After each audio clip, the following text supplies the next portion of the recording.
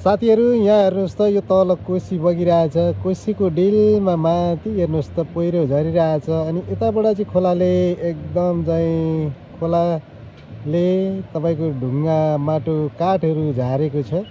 त्यसकै बिचमा हेर्नुहोस् त यो बिचमा हेर्नुहोस् त यहाँ चाहिँ एकदम रमाइलो गरिरहेछ। रमाइलो गर्ने ठाउँहरू छ जुन तपाईँहरूले देख्नु भइरहेछ नि। हेर्नुहोस् त यता पनि जङ्गलै छ। हेर्नुहोस् त यता पनि जङ्गलै छ। त्यसैले साथीहरू जीवनमा सबभन्दा हामीलाई आवश्यक भनेको पैसा रहेछ। जब तपाईँको पैसा तपाईँसँग छ भने रमाइलो गर्ने ठाउँहरू धेरै छन्।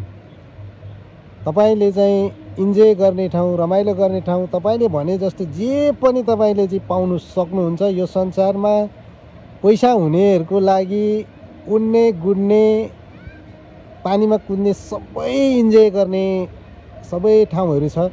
त्यही भएर हामीले पैसा चाहिँ कमाउनु पर्छ है। नत्र पैसा भएन भने हामीले हेर्नु सिवाय अरू केही हुने छैन। हामी त्यो ठाउँ आँखाले देखिन्छ तर पुगेर हामी त्यहाँ एक कप चिया खानु पनि सकिँदैन। अनि त्यहाँ बसेर अरू रमाइराखेको ठाउँमा छेउमा बसेर रमाउनु पनि सकिँदैन। हेर्नु सिवाय अरू केही हुँदैन।